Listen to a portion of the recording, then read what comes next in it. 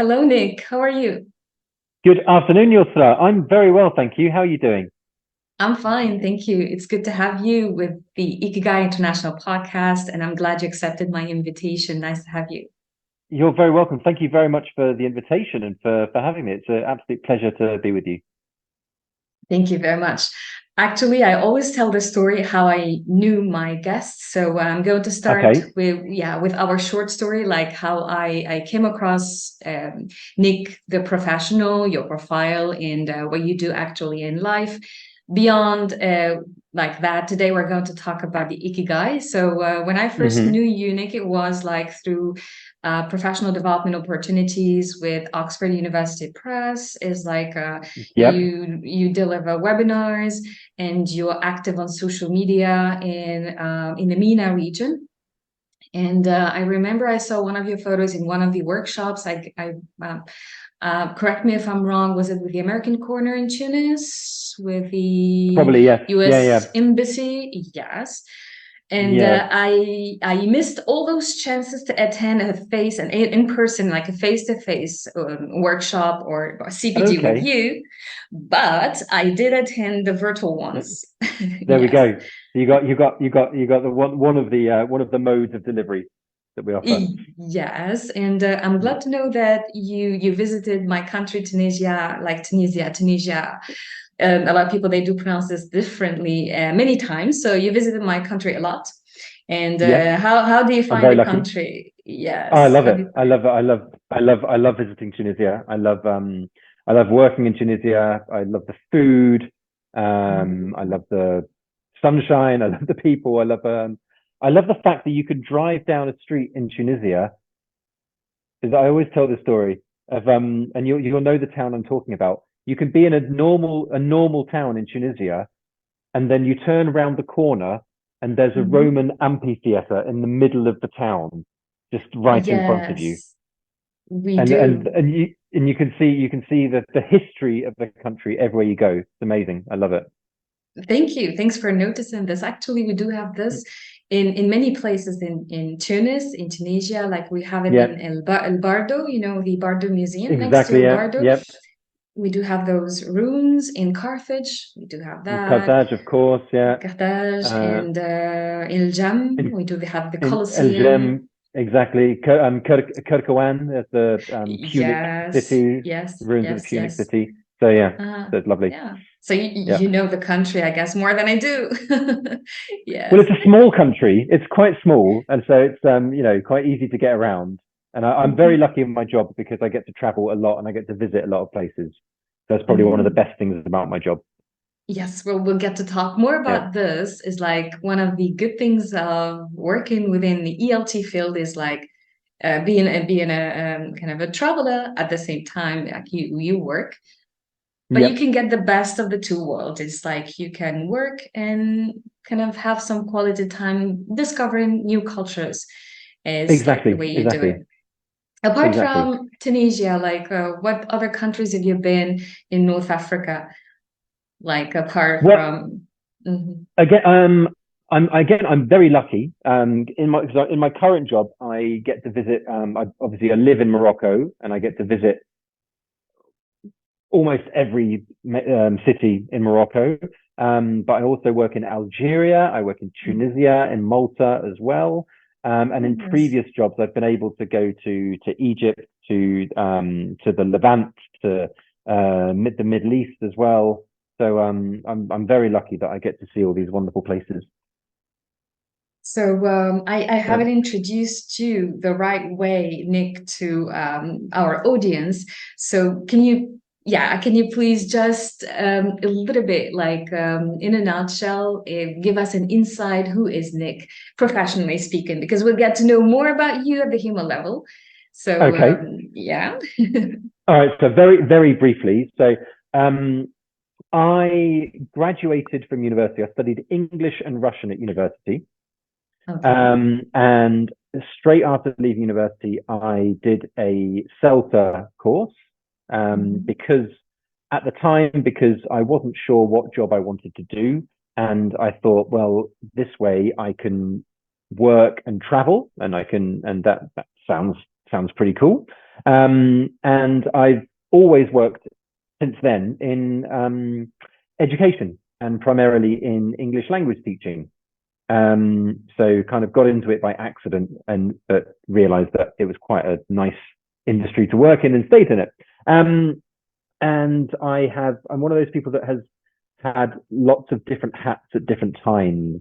So at times I've been an academic director, I've been an examiner, I've been a materials writer, I've been a teacher, I've been a teacher trainer, and I still do a lot of those things in my current job. So I think it's something that I quite like, having lots of different hats. And there's a phrase in English, a jack of all trades, but a master of none, which I always thought was a kind of negative thing. But now I'm not. Now I'm getting around to thinking that's maybe not so much of a negative. It's maybe nice to be a kind of, in French, I think they say polyvalent. Polyvalent. Yes, polyvalent. Yeah. And I've came across a new word, which is multipotentialite. It's like in a TED talk, and I've used it even to create a TED lesson. It's like a multipotentialite is like someone who has multiple potentials in different areas in life. It's like not necessarily in teaching, Nice. but one can be an artist. It can be like just Leonardo da Vinci. He was a polymath, polyvalent par excellence. Yeah. Yeah, So I think I'm not going to compare myself to Leonardo da Vinci, but all of us, we do have that hidden potential. In the past, Nick, a lot of people they used to be good and keen on many things. But now most of us, like, we tend to get specialized in one or two things, which is very limiting sometimes. So I think that's what I honestly think, because like you can disagree with me, absolutely. So I think that we have a variety of scopes that we can discover in us. And let's say the children, they kind of embody that multipotentiality and like polyvalence in their attitude, because a child is like they discover, he or she or they, so discover themselves through arts, through music, through math, through painting. So until they can be specialized in one thing, that is the thing they can be paid for as a job. So but you can absolutely disagree with me. So what do you think about this? I think to be honest with you, it's quite an outdated view, because when we think in the context of technological and societal change, and then there's the comparison is always, if you think like someone who was living in, for example, the year 1700, there wasn't a massive amount of change between living in the year 1700 and living in the year 1750. The societal norms were pretty much the same. The financial system was pretty much the same. The education system was pretty much the same. Yes, there were advances in technological advances, but overall, the picture was pretty much the same. But if you think about now, was it 2023, and 50 years ago, 1973, the financial system has changed, technological system has changed, society has changed hugely. The world is very, very, very different. That pace of change has been so different.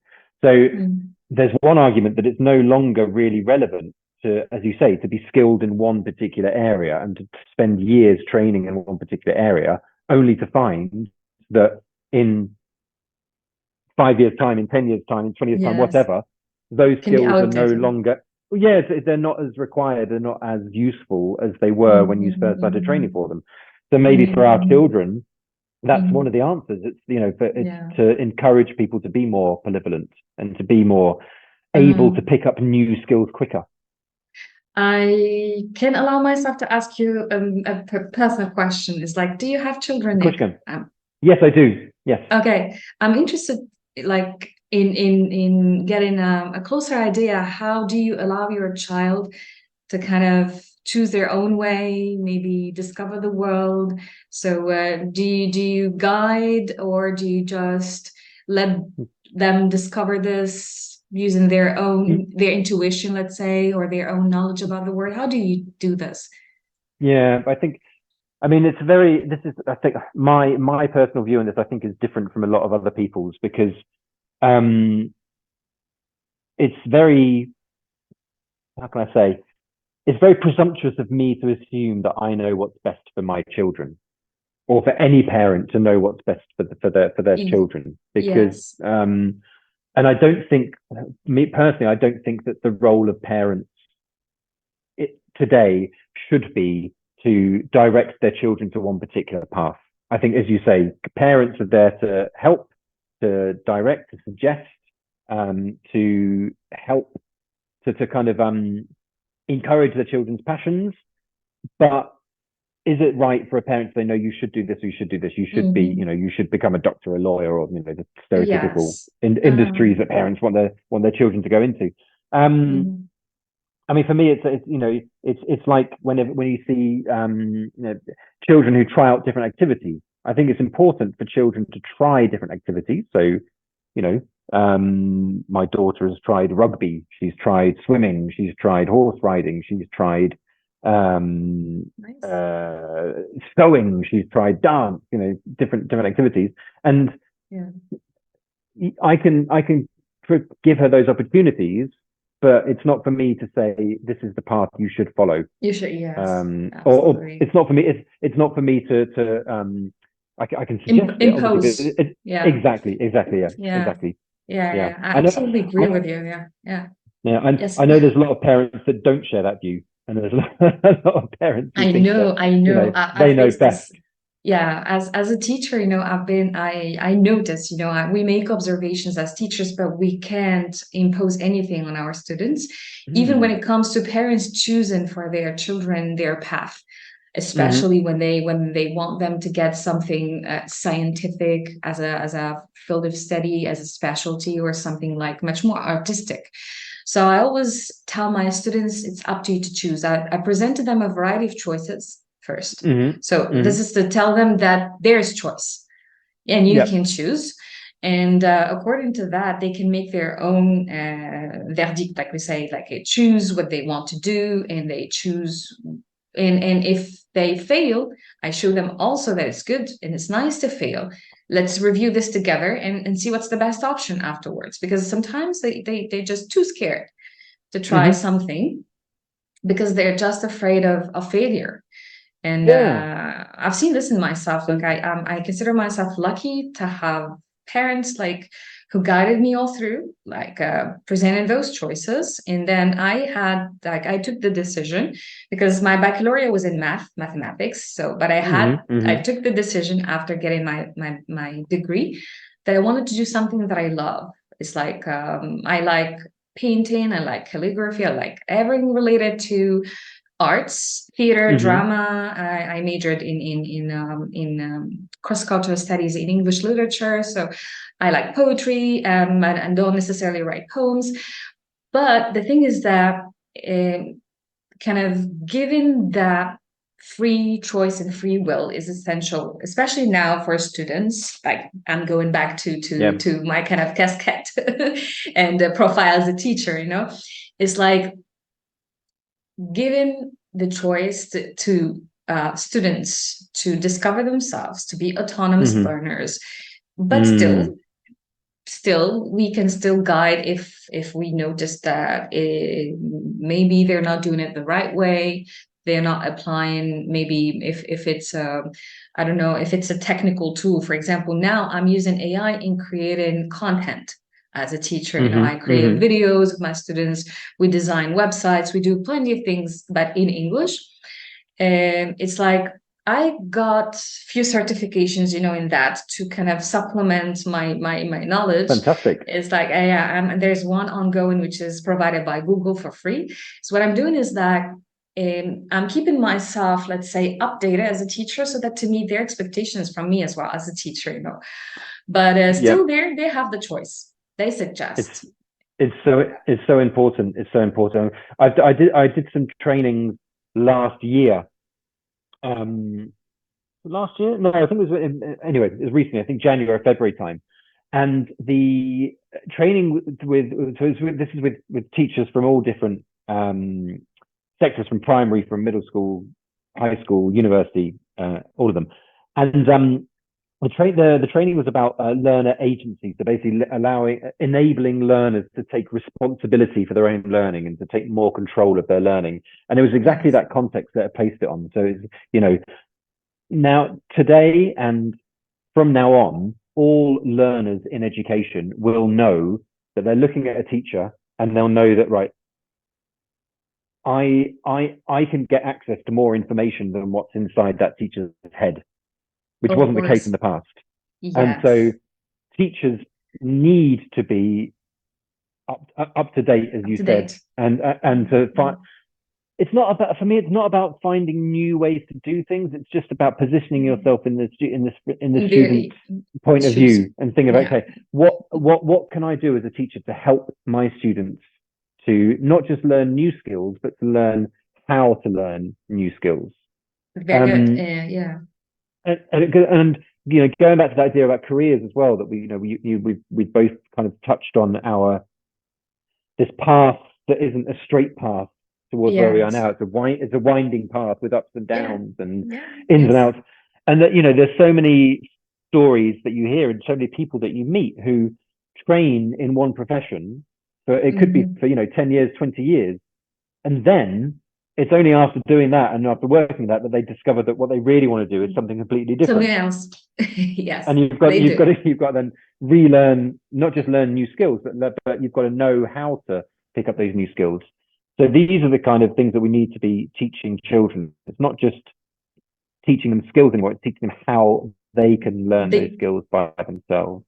and yes, Uh, and and how to put them in use. and Yeah. children, yeah, and children are good at this. Children are good at this. But every time I go into schools, I've noticed over the past couple of years, um, not in Morocco, in Tunisia, there are so many students who I speak to who have taught themselves Korean, for Yeah. example, Yes. Yes. because that Korean culture is now, it's a very big From kind anime of and from cultural manga and area. comic books. Yeah. Exactly. Yeah. And students aren't getting a private teacher to do this. They're learning by themselves. So Themselves. they've developed these skills of how to pick up this language by themselves, which I Yeah. think we as teachers need to be aware that, okay, my students are able to do this by themselves. Now what I'm doing, Nick, is like I'm using a multilingualism, like very Hmm. recently, like I had a class with students from different backgrounds.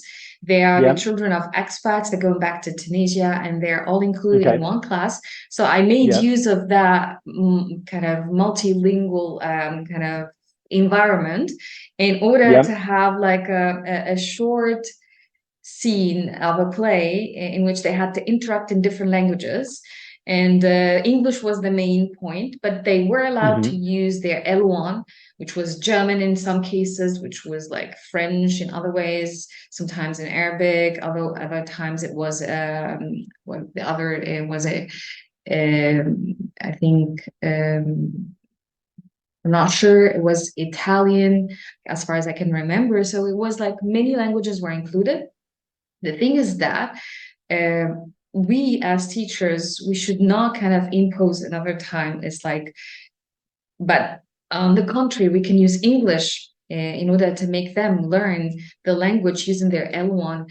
I can recall Hmm. another Mm. experience. It was with middle school learners. It was here in Lac in Tunis. They had to Hmm. write a script. They had to film a short movie of a short story that they have written about a plane crash, which was Hmm. in Jerba, and the multicultural Hmm. aspect in Jerba. And they had to interact with Hmm. different languages on how to survive on the island. And then they discovered that it was Jerba at the end. And Mm. yeah, it's in Tunis.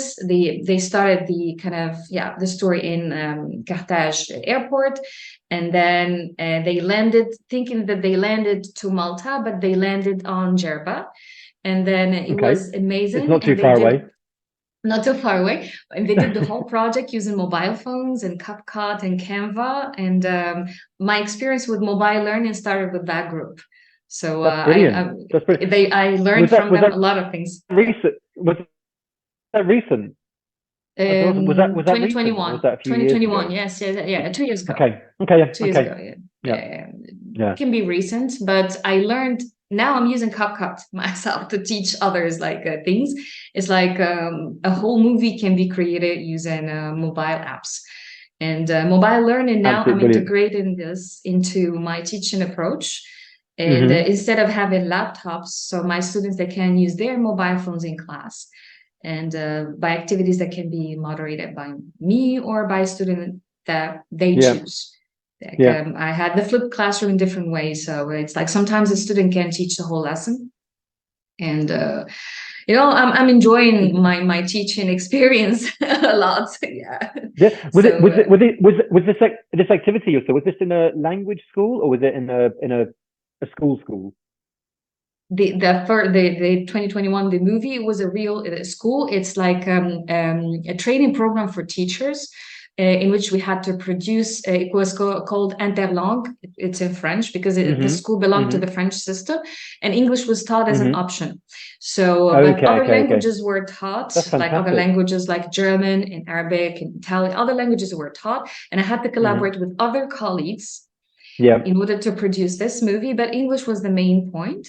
And Okay. yes, they had That's this that's project fantastic. ongoing. Yeah, they filmed it in school, like, and they had to at school. I'm sorry, and they included a lot of backgrounds, and some of them, and I think they had two from Jerba. They filmed it next to There Is a Plane in Jerba, where they had that. So it's like the whole.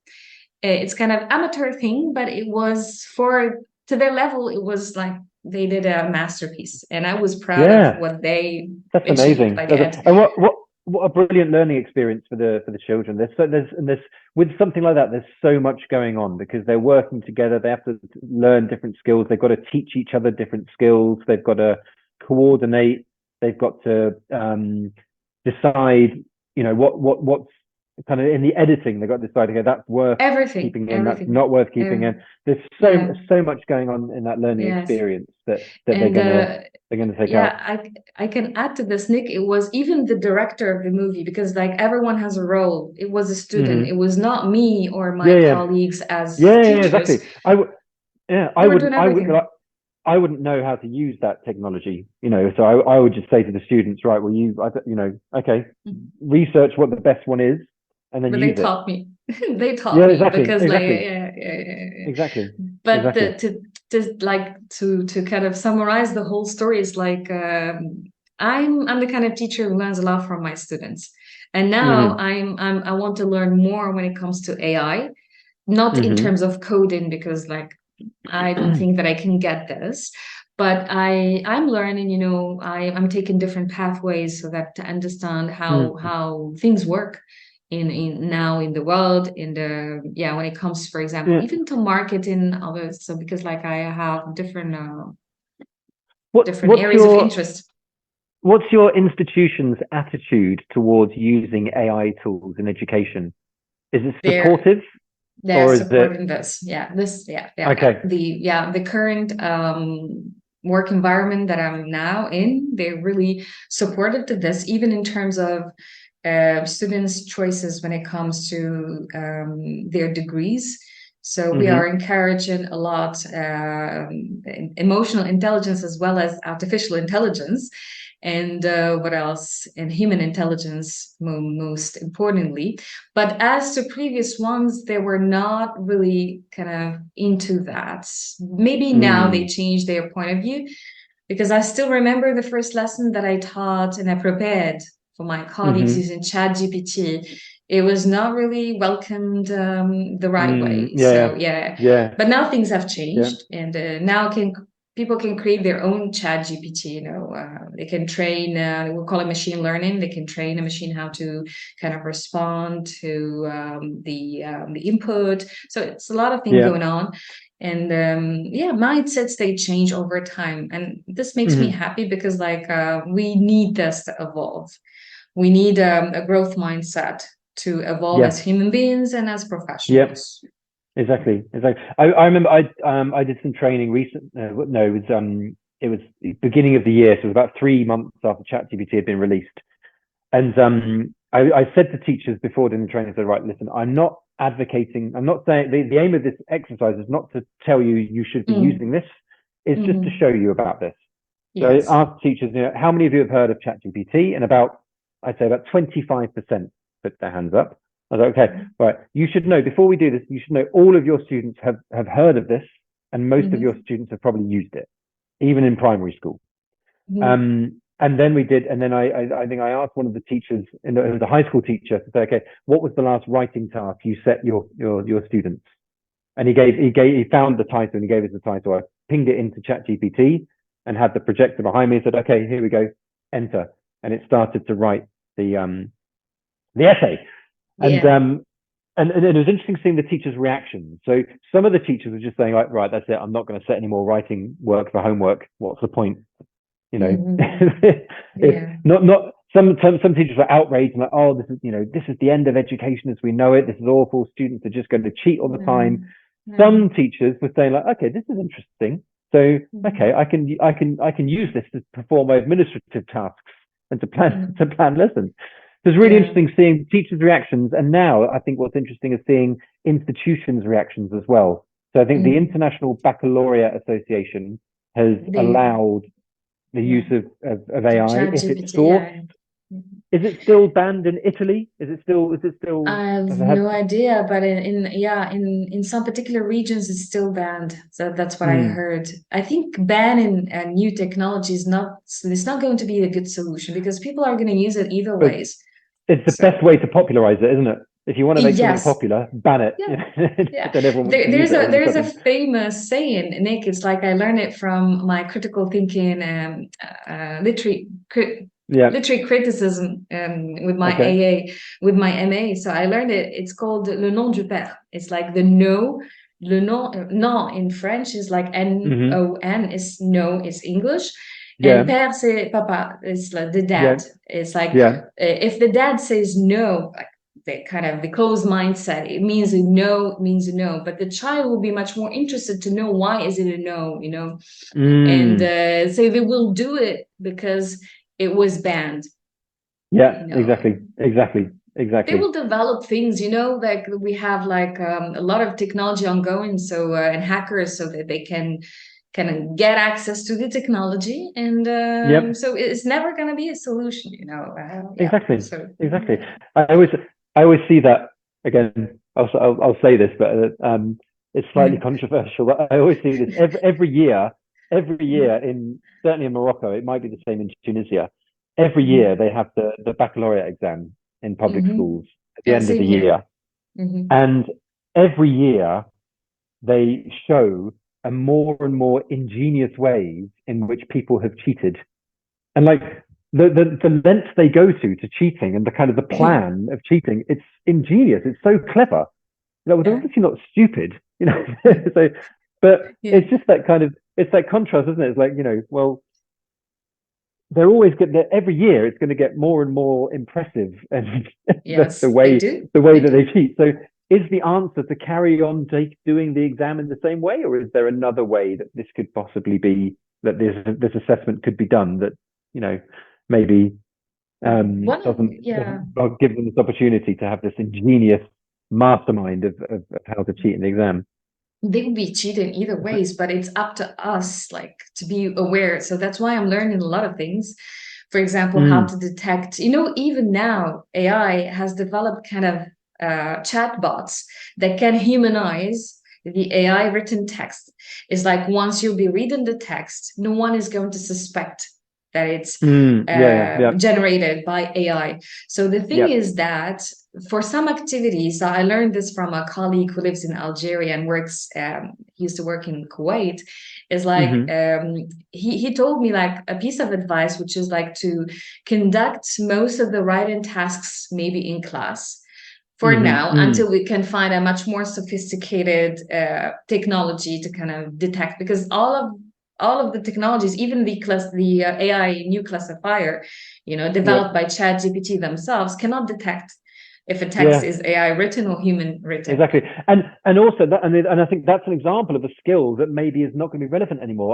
I know somebody who, his job is, he's he's a writer, like a content writer. So he'll write, those Copywriter. annoying, those annoying blogs and things that you see, like you're searching for a Yes. recipe, and then there's like a 2,000-word essay about the recipe before you see the recipe.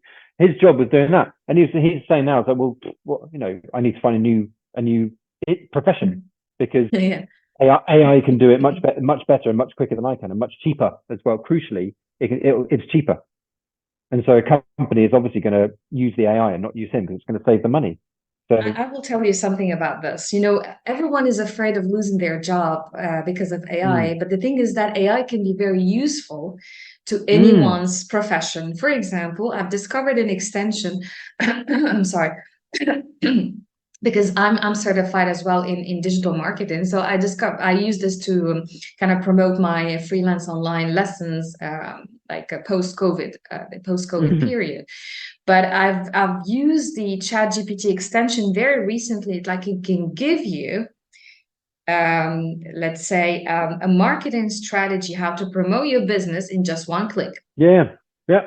And many other things, like why would you not use that? Yeah, exactly. Why would you not use that if you can? Of course, what you do, you can just customize that. For example, you can take what is relevant to your context as an institution, or as a freelance teacher, because like a lot of teachers, they're working as the independent teachers nowadays, and they're just complaining about not getting enough students enrolling into their classes. Everything can be upgraded using AI. I even conducted a workshop, and I invited people on LinkedIn as how to use AI generated videos for your lessons. You can create your kind of online lesson, and most of like a video-based lesson, and you can just use AI for that. Like your content, you can adapt it. Yeah, and you can grade the language. You can say, okay, I want it to be at CFR level B1, but maybe challenge them with some of the vocabulary. I want this this speaker to have an Indian accent, and I want this speaker to have a Mexican accent. Of course. So it's so useful, so useful. That's exactly the right way of looking at it. So how can we use this to make our student experiences better, and to make our teaching more effective? Which is what we all want to do as teachers. So I can add to this, to whoever is going to watch this video. HeyGen, apart from Perplexia, there is a website called HeyGen. It gives you the possibility to generate a full video, either the full script, full text, and the avatar and everything, or you can just customize the avatar to your text and add the different accents, the different speed, kind of according to the accent. Everything can be adjusted so that you can have a full course. Now people, they're doing this, a full course that people can be pay that can be paid for, and using AI. And it's fun it's like human-like, the website is called HeyGen. The kind of 0% not inaccuracy, but let's say 100% resemblance to human interaction. When my students discovered this and I discovered it, it's like they were just astonished. And I think that website will be scary if it gets too far. We won't be having teachers, maybe. Well, yeah, that's why all the Hollywood actors are on strike, isn't it? And the Hollywood writers, they can actually technology like that. They can. Yeah, we need to be careful. But together with that, Nick, I think that what I'm teaching is integrity at the same time, because sometimes people can rely on this, but who says, like, who can tell that this is your work? For example, when it comes to authentic work and to kind of instill anti-plagiarism behavior in that. So it's good to teach alongside technological skills, say advances in skills and techniques, and you teach the good and kind of, not, how can I say this, it's like the ethical approach to this is like to keep it like the deep fakes. It can be scary at the same time, a lot of techniques, if they're not used in the right sense, they can lead to maybe problems to certain people, like to their personal life, to their exactly. There's that Tom Cruise deep fake I was about to Apparently, say this. Yeah, yeah. Yes. it's So actually quite funny, but I would be, yes, if I was Tom Cruise, I would be annoyed. What you should do is you should do one of your podcasts. You should have an AI generated podcast, I will. Don't say this. and then You see, know, and then see if people can tell the difference. See if people can say, right, which one is it? Or it's like, do like yeah. short interviews and see if people can tell which is the AI one. I can reveal this. So I am creating the IKIGAI International Podcast website because I've generated one using AI. I'm not really satisfied about the website. What I'm doing next to Okay. actually is that I'm considering to create an avatar of me. Is Mm-hmm. like Okay. interviewing other people, but it's like a huge project. But I'm just working on the website with the AI generated videos, Okay. and but getting that maybe further than this, it's like having a whole full podcast instead of me having an Mm. avatar. That's scary. Yeah, exactly. Yeah. Start with little snippets. I think that would probably be the easiest way, and then But go on one from day it there. will be done. But do you know that a Yeah, lot yeah, of yeah, people I'm they're sure. doing this, the content creators, Nick, is just like Mm-hmm.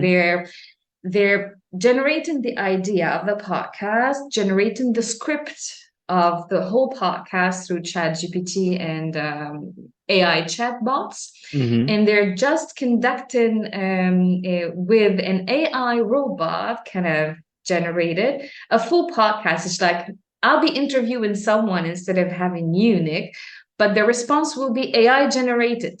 It is That's nuts. scary. That's Yes. nuts. That's absolutely nuts.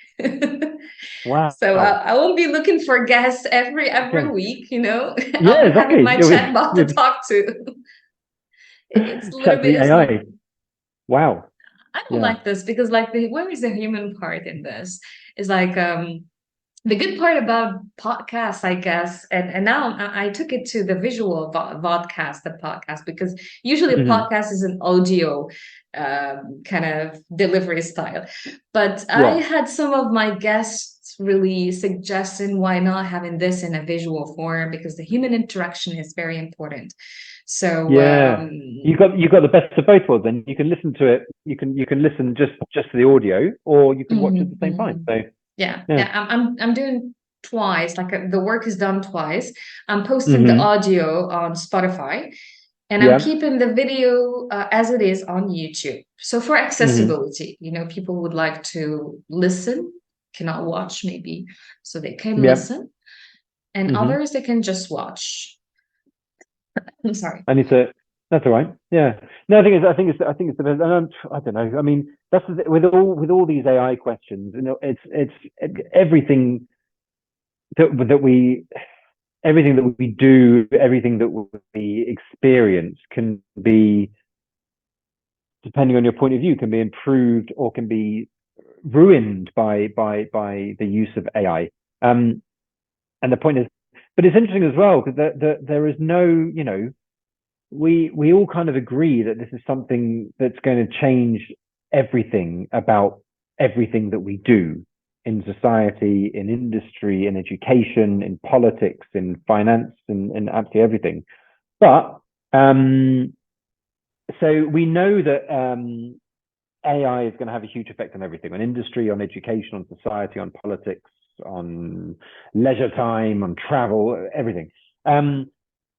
But I mean, why is there no? There's no country that has a minister? I don't think that has like a minister for AI. People talk about Mhm, regulation, mhm, uh, but there's a lot of talk, but there doesn't seem to be any. And it's just another example. And again, not wanting to get too political, but it's a global issue.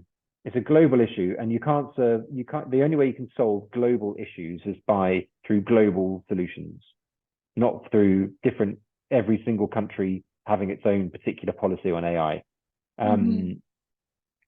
Um, Y- so it's like with institutions. If you've got some institutions which allow the use of AI under mhm. certain conditions, some institutions which ban the use of AI, that's not the solution because then that's just more that creates more confusion, more polarization. Um, so it's something that needs, I think, it's a wider outlook in order to really and that's, it's not a problem to be solved. It's just something that is going to be more and more a part of our lives, and it's a bit scary. The scary thing is that we don't know anything about it and about how it's being used now, let alone how it could be used. That's the scary part of it, I think, for me. We're just seeing the tip of the iceberg, let's say, when it Mm. comes to AI. I think that's what I think. Actually, if AI will be kind of introduced to mass media, to politics, we can write legislations with constitutions, like a lot of things, like legal text with AI. Everything can be done, but it's like, to what extreme, to what extent? And if we try to solve like global issues by asking ChatGPT, imagine that. But the thing is that we're just seeing the tip of the iceberg. If we have those microchips and whatever is being announced now that we hear in the media, and imagine like having brains processed through microchips in AI. Yep. How the world would look like, how the world would it be like, so exactly. And then if you didn't access that technology and didn't use that technology for yourself, you would find yourself at a disadvantage, in the same way that now, if you don't have a smartphone, if you choose not to have a smartphone, I applaud people who don't have a smartphone and choose not to be slaves to their phone, but you miss out on a lot. You miss out on a lot. You haven't got a GPS in your pocket. You haven't got access to information when you need it. You're probably your quality of life is maybe improved, but at the same time, the convenience of life is probably reduced. So So yes. I think we talked about AI, past, present, and future. So I think let's wait and see how the ELT world will be in 3 years, maybe less, with AI. Maybe we can have conferences with avatars. I don't know. That would be a great idea. Exactly. It can save people money, it can save people time, but still the human interaction should be there.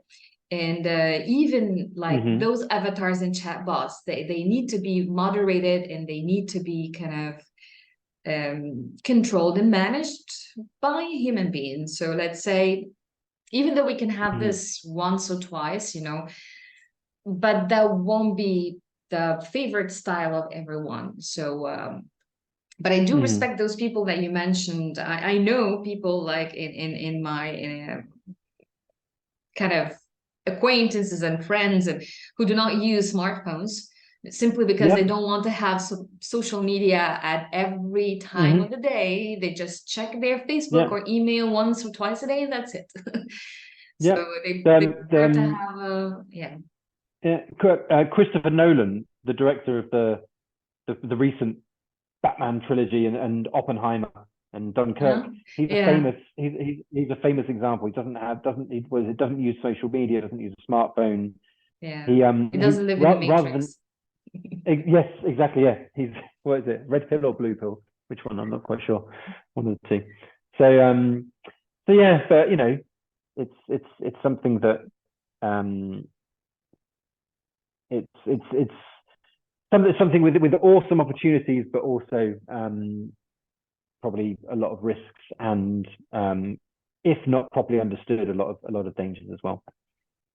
I'm going to take you to another kind of dimension, but still using AI. And based on what you said, is like, what do you think of the Generation Z now, whatever they're doing with AI? Don't you think that their Ikigai can be like, let's say, explain what is Ikigai, which is kind of a blend of two words, Iki, which means life, Gai means purpose. Together, it makes a life purpose. Don't you think that the young generation now, they are relying on AI in everything? And to a certain extent, is that even their career paths, they're being shaped through AI. Their dream of becoming YouTubers, TikTokers, developers. So do you think we'll be having jobs like using certain motor skills, or maybe artists, even artists there now, they're being designers using AI. Don't you think that the human aspect, how can I call this, is like there's a pleasure if you take kind of a brush and you paint something and you just have your hands fully kind of dirty using the paint. It's like I enjoy doing this. But now, if I design anything using AI, I don't have the same sensation kind of as I don't consider myself as an artist, but I don't see things alike. But do you think that AI is going to take the new generation to another dimension, another mindset, way of thinking? What do you think? It's I kind of mean, philosophical question, this what? one. Yeah, I mean, well, I mean, first of all, one of the interesting things I read was that if the parallel was with artists when the camera was invented. So a camera is obviously able to take a very realistic picture that is more realistic than a painting. Yes. That didn't destroy artists, but Yes. artists learned how to use that technology in their art. So maybe it's a case of that with writers, with artists, with musicians. It's a case of using any new technology in order to be able to do things that you couldn't do before with your art. And Yeah, you're there is right. a very interesting. What I think one of the very interesting things as well about IKIGAI, and because obviously before doing the podcast, I did the test that Yes, you very kindly that I sent to me. shared. But reading about the way that AI could be used, and specifically about biometrics, which basically the idea behind that is that when I'm answering a series of questions, I'm giving my own answer. But it's not necessarily the answer that is actually true. It's the answer that I want to be true, perhaps, or the answer that I want to give. Maybe, I'm again, getting maybe into science fiction that could become reality. Let's say that I have biometric sensors attached to me, and it gives me those questions, and then rather than me giving an answer, it measures my heart rate, my blood pressure, my body temperature, in order to determine what the correct answer is. So it could be we could see when I was at school, we had a careers advisor who basically had a list of questions and said, right, do you like this? Do you like this? Do you like this? Do you like this? Okay, this is the job that you should do. Seriously? And okay.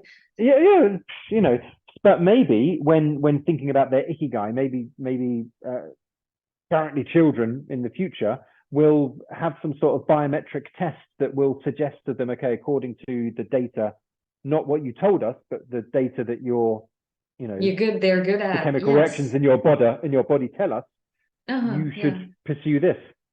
Yeah, for sure. Because I'm going to talk a little bit about my story, because I've never wanted to be an English teacher. It was by chance, but it was a choice. Yeah, it was a choice at the beginning. It was a choice at the beginning. I'll tell you really quickly. So I always wanted to be a dentist. I don't know why, because I like when people smile, and I like to kind of, I don't know. So I wanted I used to go to a dentist. She was nice. But at that time, that was the idea. And other times I wanted to be a pilot, because I wanted to drive, kind that's cool. travel all over the world. And other times, when did I choose to be a teacher? It was after graduation. So I got my master's degree, and then I said, now, first I wanted to work as an interpreter, because I liked to talk different languages, and I was impressed maybe by movies, and I guess Nicole Kidman's movie, if you know her, The Interpreter. Okay, yeah. Yeah. There's a resemblance as well with Nicole Kidman. Definitely. You've got a little, yeah, I think so. Really? Okay, I think so. thanks. I think so. I like her so much, but thank you. I'll take this as a compliment. Thank you. There we go. Yeah. So, yeah, but it was kind of the stimulus at that time. So I said, I'm going to be an interpreter, but then no, I was at that time preparing my dissertation for my master's degree, and I had an offer to teach at a private university, like next to my dad's work. My dad used to be a banker, and it was like a new university next to his work. So I said, why not give it a try? So I taught for 6 months, and then I said, this is it. This is it. I'm just going to be a teacher. I like the way how to help people learn. So that's how I saw teaching. I was the cool teacher. I'm still, I think I am. Because I like receiving nice feedback from my students. I like to see them succeed, and I like to see them use the information they learn in class being useful in their real life. So, but that's how I became a teacher. And I might have a different ikigai, I don't know, because I consider myself as a work in progress, you know. I can do different. Exactly. You might, exactly. All of us, we could find in, you know, in 2 years' time, in 5 years' time, in 10 years' time that we oh no, actually I'm gonna try something completely different, or I'm gonna develop into this area. I'm gonna do more in this area. So, you know, we don't know until, and I think that is definitely the way of looking at it. It's not just, you know, in times gone by, it was very much, okay, what are my skills?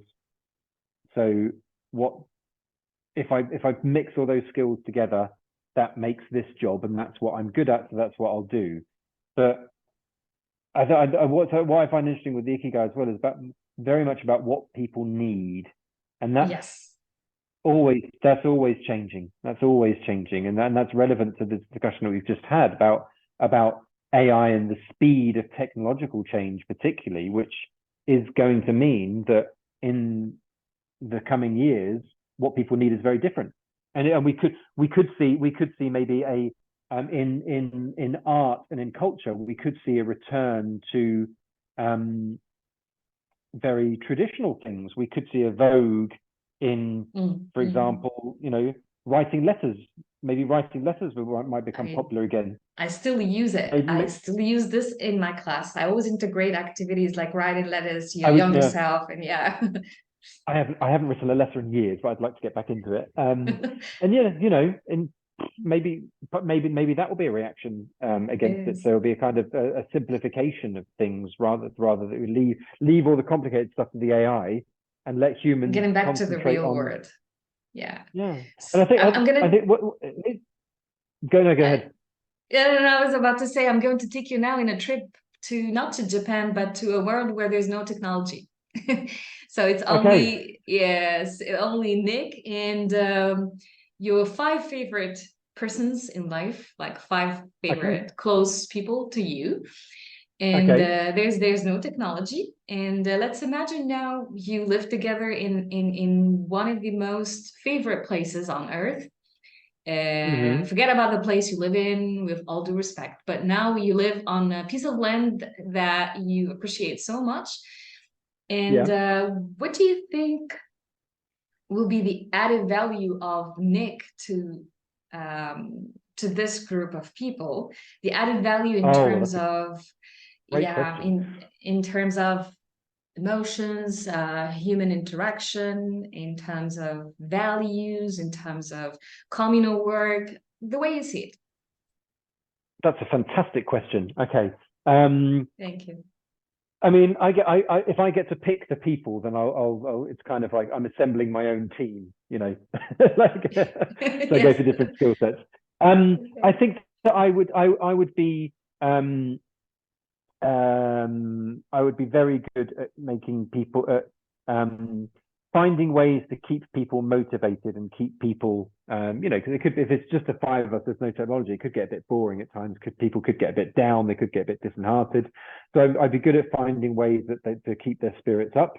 I think that I'd be very good at kind of, you know, driving us together to. I'm assuming that, you know, this is a place where we've got to go and, you know, we need to go and find a fresh water source. We've got to go and dig a well. We've got to go and, you know, find a food source.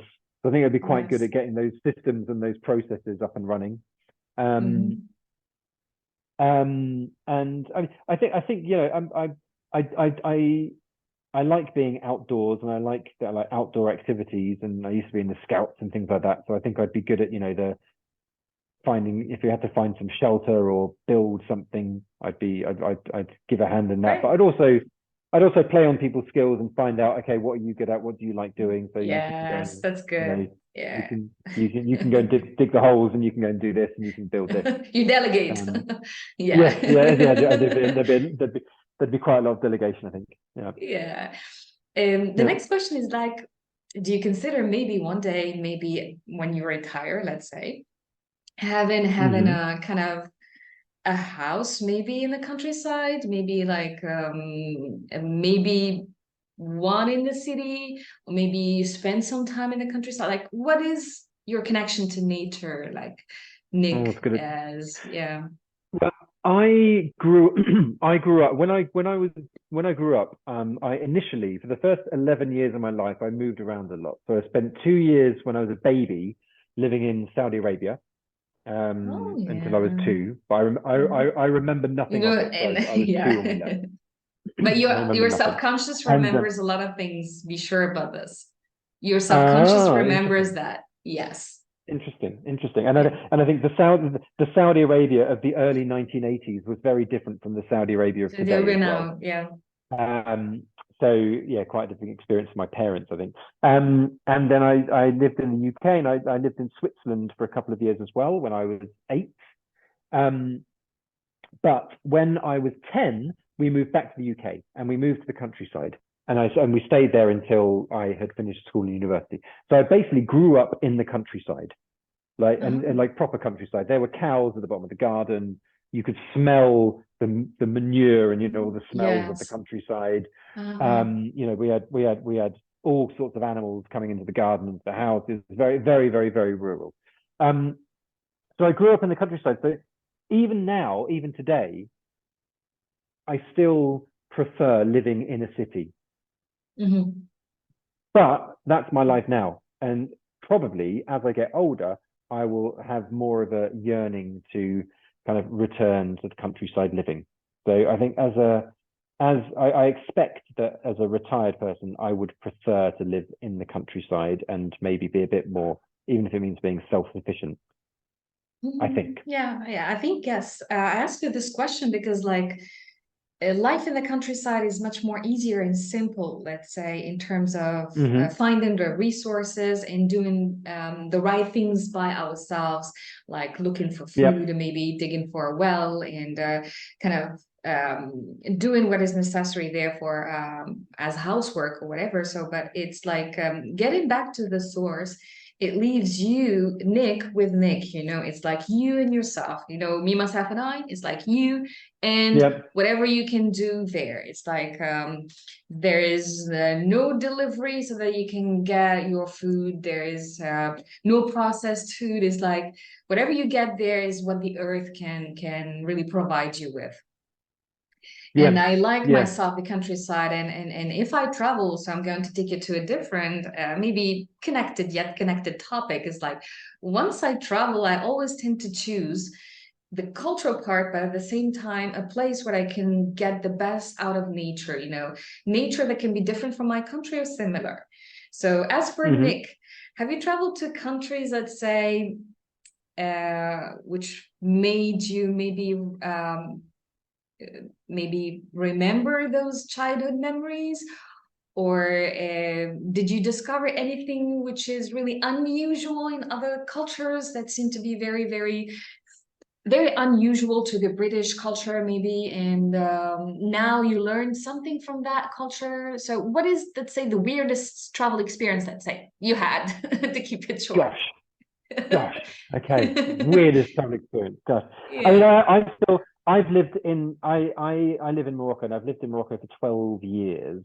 And I Seriously? still, Oh, yeah, but I still find things that either that you notice, cultural differences that you notice. And sometimes they're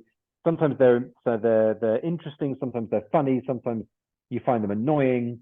But it's it's always interesting, I would say. Um, and that for me, that's one of the best things about traveling, is seeing and meeting people from can be different cultures, different nationalities, even different cities, and seeing how they do things differently.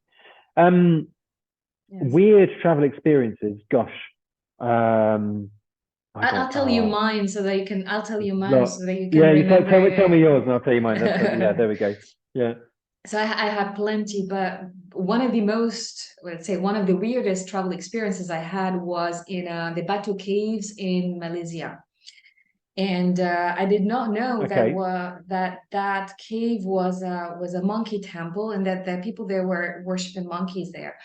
And once I was Okay. there with my friends, so I discovered the place. It was amazing. You know, it's a real cave with one of the tallest Buddha statues there. So I took photos and I Mm. enjoyed the experience until I found like the temple was like before reaching the stairs, it was like a temple on my right. So and everyone Yeah. like they was just curious to kind of explore the place. But what I did is that I wanted to get into the temple. So they told me, "Aren't you Muslim?" I told them, "Yes, but I just want to discover what they're doing."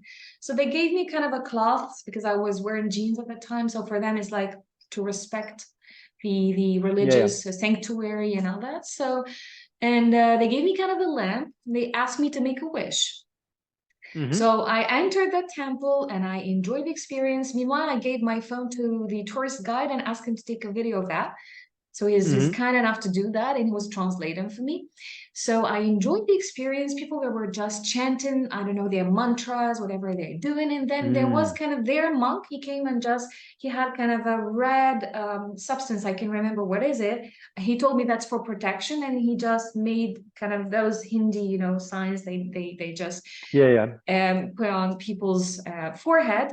And it was a nice experience. After getting out of the temple, I told them, "Look, nothing happened to me. I'm still Muslim. I'm still a human being, That's you so know." And I discovered yeah. that. Yeah. But right after, I was taking a photo on the stairs. There was a monkey. I was wearing kind of a flower necklace. He almost killed me. So I was like busy taking a photo. He wanted to eat the, you know, apparently they just eat those flowers, and so he just wanted to take the necklace like from behind from here, and then he just grabbed it in a way. I almost died. Bloody So, hell. Oh my but God. yeah, but I was lucky to have the tourist guide every time next to me, so I was saved every single moment. But I have plenty of it kind of stories to tell and anecdotes, but that's a minor one. So maybe I can give you other ideas, or if you remembered something, It's you no, can, yeah, you can go ahead. it's it's a good. I mean, Malaysia is a fantastic country, and It is. so I was lucky enough when I was much younger, when I was still at university. Me and some friends travelled from it was like Bangkok to Singapore or something like that, and went all through Malaysia. And there's a Mm, town on the border of Malaysia and Thailand, which is called, I always remember it's called mm, Hat Yai. And it's one of those okay. real border towns that looks like I quite like border towns. I quite like towns that are on the border between two countries, because Yeah, yes. there's always a shared history, and there's Between bits both of of them, this. yes. Yeah, exactly. And it's always really, really interesting. There's a kind of really exciting but slightly dangerous feel about them. And we're in this town, and somehow we learned that the local delicacy. Oh no, so I don't know, it wasn't the local delicacy. It was a place where people came Mhm. if they wanted to improve either their health or their luck or their prosperity Oh. by drinking snake's blood. And so Oh my God. we, yeah, and so being young and reckless, we thought this sounded like an excellent idea. So we basically found somewhere that we could go, and they did exactly that. They had you know, in the markets in North Africa, where you when you so I always explain this to British people. When you go to the market, if you want to buy a chicken in the UK, you go Yes. to the supermarket and you buy a Yeah. chicken, and it's Yeah. in the plastic tray, and it's got the cellophane over it, and it's there. You just pick up a chicken and you go and buy it. If you want to Oh. buy a chicken in Morocco or Tunisia and Algeria, you go to the market and you pick the live chicken, and then the man takes it and he prepares it But we do you know, have the and processed one in Carrefour and yes, all the of course, yes, supermarkets. you We can do go it. We're not that basic. Yeah. you can go to Carrefour and La Marta if you want to use that. Yeah. But the I'm live going down the experience market. is like, yeah, it's Yeah, so you choose the chicken. He'll kill it and and then prepare kill it for you. it for me. And this is Yeah. and this was the same thing with snakes. This is the same thing with snakes. He had the snake Seriously? there. You chose the snake that you wanted, yeah. And even but okay, why do you want to drink the snake's blood? Is it because you're looking to get married? Are you looking for a wife or a husband? No way.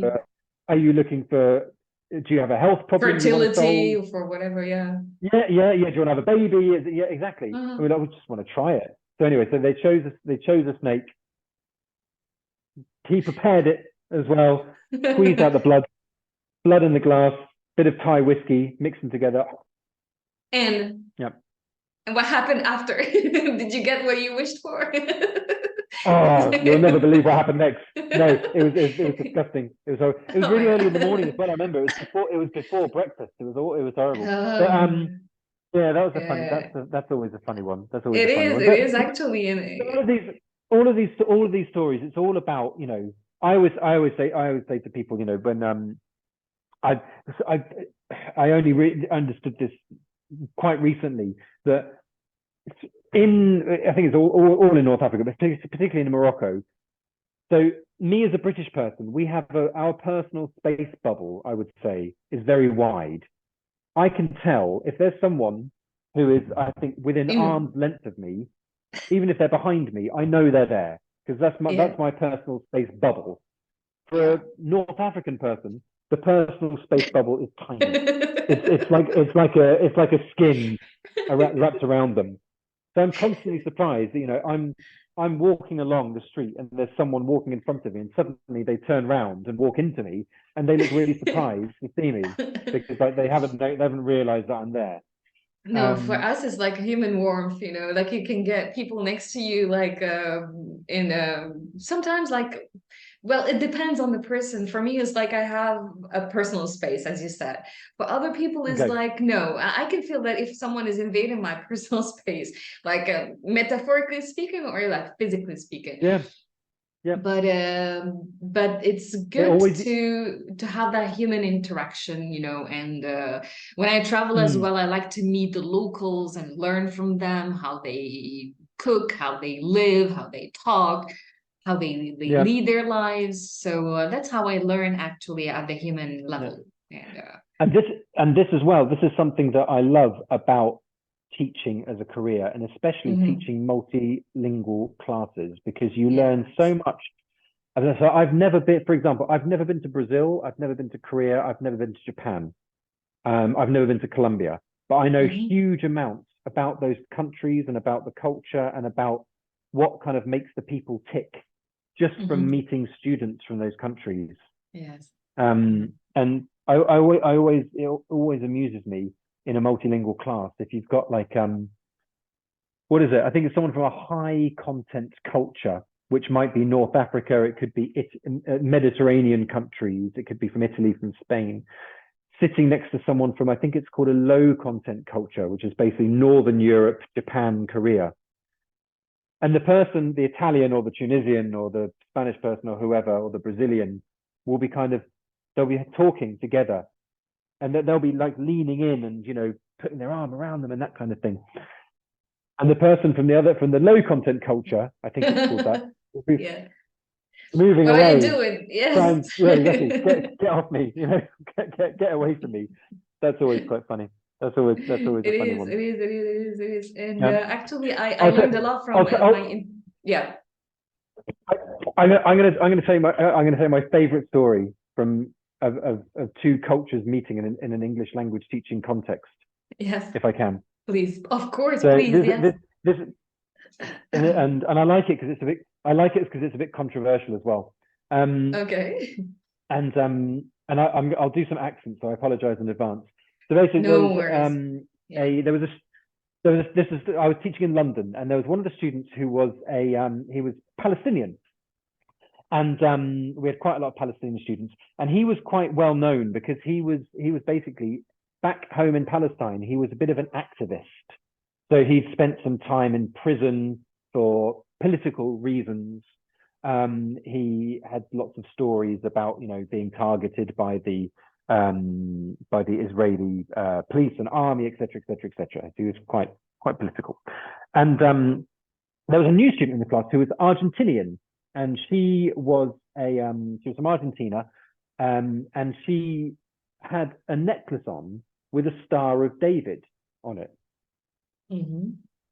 Because she was totally the opposite of because she was Jewish. She was Jewish, And I don't know how religious she was. I know lots of people who wear a Christian cross, for example. They're not religious. They just like the iconography. So I've no idea. But anyway, she was wearing it, and we were doing a mingle activity. She came into the class. It was a Monday morning, and so we did a mingle activity because there were new students going. They knew each other, yes. Yeah. And so they were doing a mingle activity, and the Palestinian student saw the Argentinian student, and he said, and exactly like this, he said, "You are a Jew," and she went, "Yes," and he said, "In my country, we are enemies, but this is not my country." And he stuck out his hand. Yes. And they became very friends. Very good friends. Yeah. I just thought it was a lovely quite amusing and sad, but also quite insightful as well, that interaction. So the thing is that at the human level, we have all the same human experience, but sometimes it's like some cultures that can dissociate us, politics can dissociate us. The most important thing is that we keep the human aspect there as like and avoid conflict as much as we can. And I hope one day we can get to global peace and global peaceful coexistence, let's say, at all levels. Imagine all the people.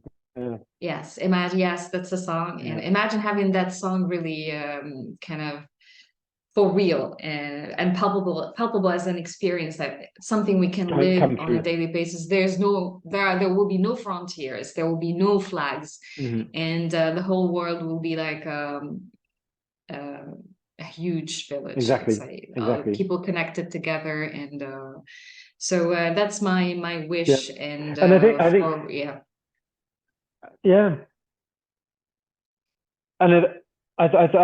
think and I think this very strongly. I think that in 100 years' time, in 200 years' time, people will not look back at our time and think that, oh, you were so sensible for worrying about your borders and your. Nick, thank you very much for sharing your story with us and your ikigai. I have one last question for you, and you have the right to decline the question if you want. So since I knew very recently that you lived in Morocco for over 12 years, I'd like to know whether you learned one or two words in Arabic. Something that you can teach me in Arabic, or something you can share with the audience. Okay. I would say that both, Moroccan Arabic and Tunisian Arabic and Algerian Arabic are all quite different. I can understand what people are saying in 90% of the time, but I'm not very good at responding. And I think that each country has its own particular dialect words. Well, no, its own particular dialects. And so Tunisia, what are your famous words? Your famous words are Barsha. Yes, Aslema, Aishak, of course. Yeah. In Morocco, it's much more about what's a famous word in Morocco? Shwia. Shwia? Shwia. But in Morocco, there's two versions of shwia in Morocco. So shwia means now, but you can either say shwia. Oh yeah. No. So shwia means a little bit. So you can either say little. Voilà. When you're asking, and daba in Morocco means now, but there's two ways of saying daba. Daba, you can say. So if someone says that, if you ask for a service and someone says yes, daba, you can say, okay, daba or daba shwia. Oh, okay. So daba is right now, and daba shwia is now-ish. شوي إخر. Okay, so in Arabic, in It's Tunisian one of my dialect, it's like tawa tawa. It's like daba daba right now. Tawa yeah, tawa, like exactly. twice. Yeah, And then and Tara Shreya the other one, would be شوية إخر. It's like after a while, let's say. there we go, yeah. So like, yes, I think my receptive awareness of Arabic is a lot better than my productive ability. So I can understand what, to a large extent, what people are saying. But I think Arabic is such an expressive language as well. There's so many gestures and facial expressions. We do, just like Italians, you know. Yes, exactly. It always amuses me when you see someone speaking on the phone in their car, because it looks like they're having the conversation with it looks like they're looking at the person's right in front of them. Even though they're not, so it's some sort of weird augmented reality conversation. So it's quite easy to understand what people are saying, I think, to get the gist of what people are saying in Arabic. And yeah, one of those languages where people always, not non-Arabic speakers who aren't used to hearing Arabic, often think that people are having an argument or shouting at each other when they're not. They're just talking. Yeah, exactly. So that's true of a lot of languages. You know, they say the same about people speaking Polish and people speaking and Brazilian speaking sometimes. So yeah.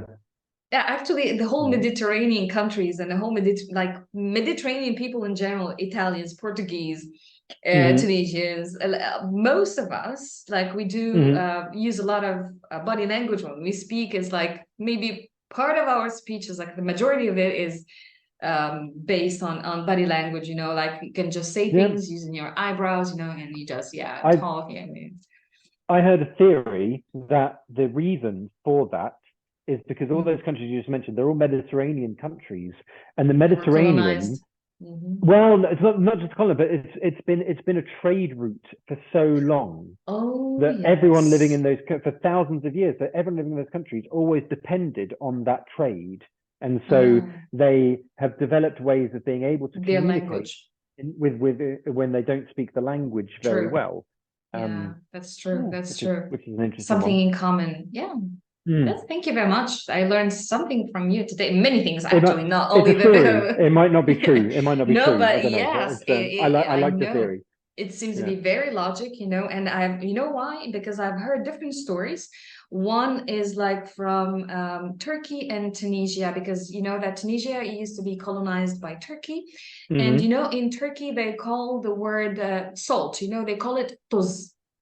And the merchants, when they came to Tunisia, and you know, those who imposed taxes, you know, and the merchants, most of them, I will remember like roughly the story. They used to kind of pay taxes for everything except for the salt, which is tuz. And we have developed a word which is sometimes it's not a good word in some regions in the Arab world, but tuz means is like I don't care, you know. Yes. And then those merchants, when they came, you know, those who imposed taxes, you know, let's call them police officers at that time. And they asked people, what do you have? It's like the only thing they don't pay taxes for is salt. It's tuz. So they say tuz. It's like they have developed this, and that really makes sense with your story they shared, like develop kind of a language for traders. Yeah, they do. What was the word again? Tuz is in. I'll write it here. Is TUZ. In because I've been to Turkey more than 3 times, so I know. And I've studied Turkish, like basic beginner, for 2 years. But I know that su is water, tuz it's salt.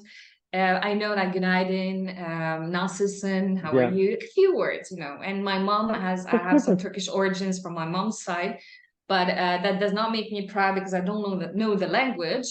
But I should learn it, maybe more. But I knew a few words. Turkey is one of the places where I've been to Turkey twice. And it didn't happen on my last trip, actually, but the first time I went to Turkey, it happened about 4 times where I spoke no Turkish, and I was walking in the street and people stopped me and asked me directions in Turkish. And I had to say to them, oh, sorry, I don't speak Turkish, don't speak Turkish. And they didn't believe They Well, they don't. didn't They believe don't. me. They didn't. Yeah. They didn't believe me. They were so convinced I was Turkish. So obviously I looked like a Turkish person. You might have Turkish origins, Nick. Well, yes, I think I in my surname, as you may know, it's a Mumlak Oh, surname. So, yeah, so okay. probably at some point my ancestors were um, Maybe. taken as slaves from their homelands Oh, and taken to oh, some distant oh, corner of the in Ottoman Empire. Arabic, I'll tell you the meaning of your last word in Arabic. Hmm. Cherkas, that's the word Hmm. how you pronounce your last name in Arabic. Hmm. Cherkas. الإنسان Yeah. الشركسي, which means the human being, which is Cherkas. Shark يعني it's like a combination of multiple nationalities. So your Hmm. last Yeah. name Yeah. means like a multicultural person, a person having different backgrounds, different nationalities. الإنسان There we go. الشركسي, that's in Arabic. That's Yeah. my Yeah, that's that's my your last name. ikigai. That's my last name on my ikigai. So it's Maybe. Yeah. nominative determinism. That's it. Yeah, Yeah. I don't want to generalize, but that like that's the meaning of your last name in Arabic, Cherkas. I can write it for you Hmm. maybe later on in Arabic, so you can maybe Hmm. read more about it. You can explore the meaning of your last name in Arabic. Al-insan means a human being. Al-insan al-Sharkasi, which means like, and the combination, not every combination, is like a combination of the Western and the Orient kind of Hmm. Hmm. origins. So Yeah. yeah, Exactly. Yeah. so Exactly. So it's, there you go.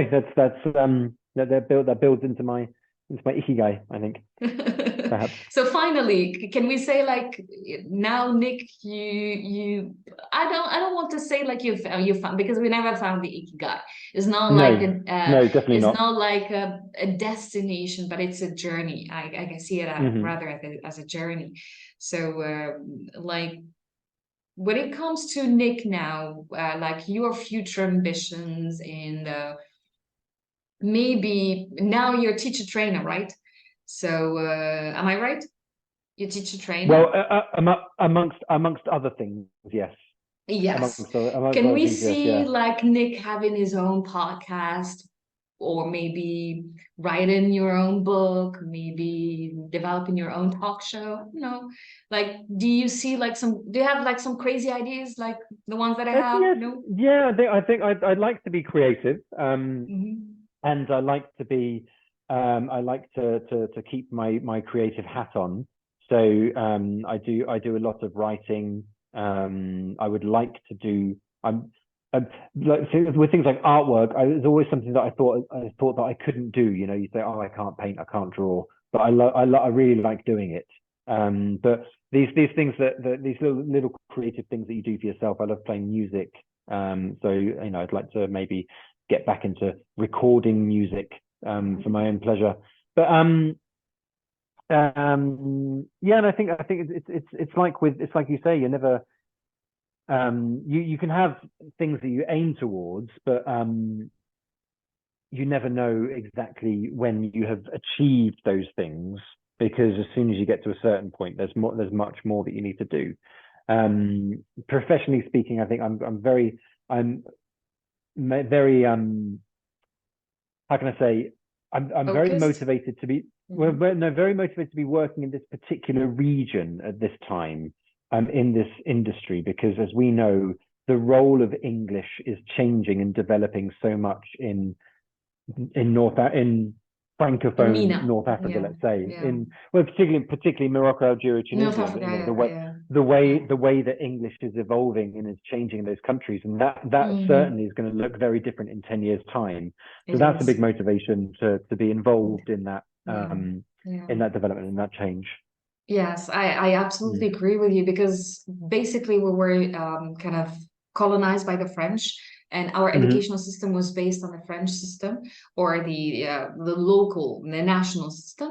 And Mm. now we can talk about, for example, Tunisia 2.0, even Tunisia 3.0, that Mm. relies on English for teaching all subjects, school subjects. Hmm. And Hmm. I agree with you that the region needs more support and more in terms of resources, in terms of Hmm. CPD, in terms of exchange, cultural and professional exchange. And thank you for contributing to the ELT world and the ELT profession. And we hope to see you again, Nick, in Tunisia. Like I know you Oh, very, yes, visited the very soon. country. Very soon, Yes, very soon. and I'll make sure this time I won't miss your workshop. No, So exactly, yes, exactly, exactly. would you like to say anything before we wrap up, Nick?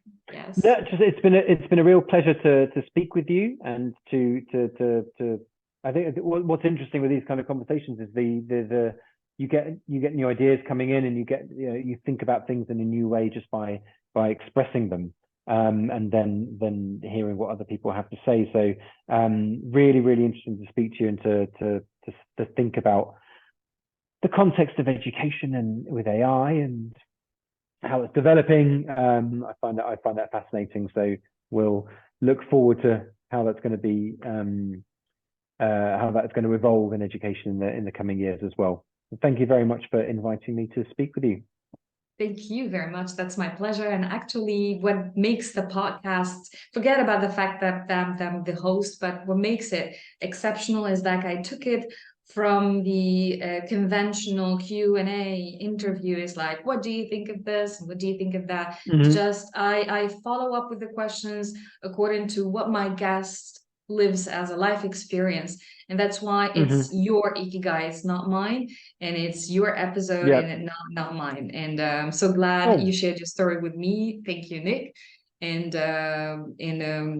let me know if I can be useful to your community in any possible way.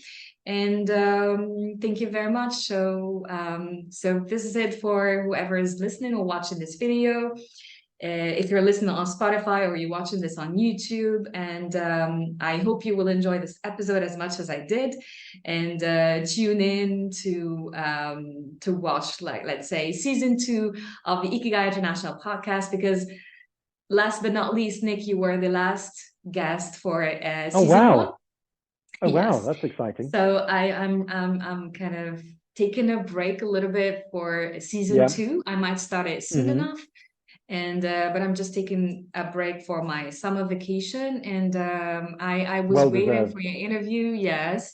And you are like, let's say, cerise sur le gâteau is like a cherry on top to my Cherry on the ikigai. cake. Oh, that's very kind. Yeah. Yeah, to my podcast. Thank you very much. And I'll let you say anything, Nick, before I just say goodbye. No, thank you very much again. It's been an absolute pleasure, and look Yeah. forward to series 2, and look forward to um, learning out more about my learning more by myself about my ikigai as Yeah. well, and my Yes, it development there. is. So, Thank you very much. Thank you, Nick.